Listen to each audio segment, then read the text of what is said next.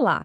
Olha, em praticamente todas as tradições a gente encontra práticas para cuidar do nosso bem-estar interior, né? Para fortalecer o espírito. E hoje a gente vai dar uma olhada em como o conceito cristão aborda isso, falando sobre chamadas disciplinas espirituais. Bora lá entender isso melhor? Para a gente já começar com tudo, tem essa citação aqui que é, assim, o ponto de partida de toda a nossa conversa. Ela faz uma comparação muito poderosa, sabe, entre a saúde do corpo e a saúde do espírito. E a ideia é que uma delas é bem mais fundamental que a outra. E aí, claro, já surge aquela pergunta, né? Peraí, se a saúde espiritual é tão ou mais importante que a física, como é que se treina para isso? Como é que funciona esse exercício para a alma? É exatamente essa questão que a gente vai tentar responder aqui. E olha só o nosso caminho. A gente vai começar entendendo o que significa esse exercício da piedade. Depois vamos ver quais são as disciplinas mais importantes, os desafios que aparecem no meio do caminho e, por fim, qual é o grande propósito por trás disso tudo. Então vamos lá, começando pelo começo. A ideia principal aqui é uma analogia bem simples de entender. O espírito, assim como o nosso corpo, também precisa de treino. E aqui a gente consegue ver essa diferença de um jeito bem claro. Pensa só, o exercício físico é ótimo, claro, mas os benefícios ficam por aqui, né? São para esta vida. Agora, o exercício espiritual, a tal da piedade, o impacto disso vai muito além. É algo que se estende para a eternidade. Ok, mas o que é piedade, afinal? A palavra tem origem no grego eusébia, que quer dizer ser devoto. Mas o mais importante de sacar aqui é que não é só um sentimento, sabe? É um conjunto de atitudes bem práticas, coisas que a gente faz por dentro e por fora, que mostram reverência, respeito e amor a Deus. Beleza. Se piedade é um tipo de exercício, então qual é a rotina de treino? Que exercícios são esses? É isso que a gente vai ver agora, as práticas que são fundamentais.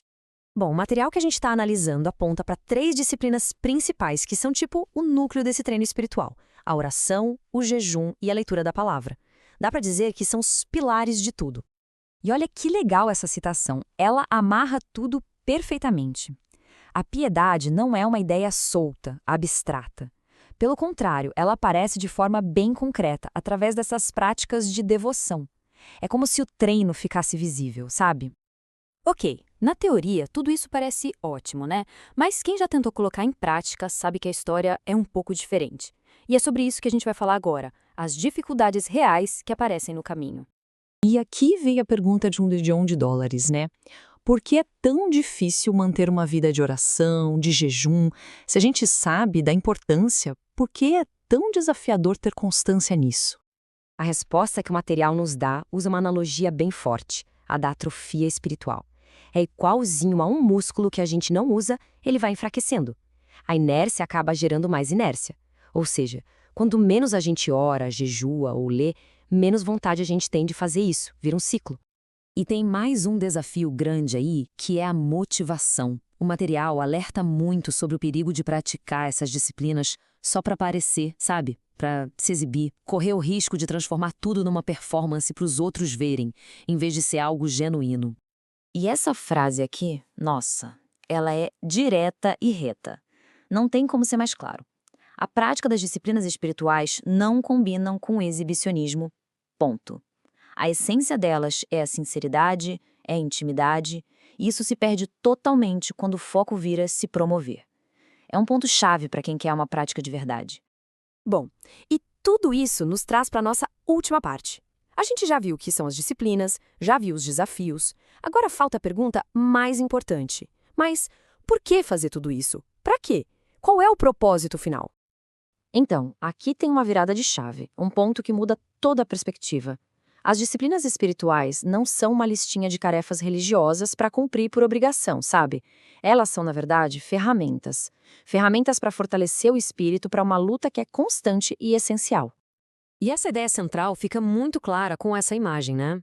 É simples. Ninguém espera que o corpo fique bem sem comida, sem exercício. Da mesma forma, o espírito também precisa do seu alimento, do seu treino diário para se manter forte e saudável.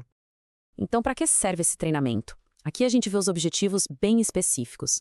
A ideia é se fortalecer para resistir ciladas, as forças negativas, as influências ruins do nosso tempo.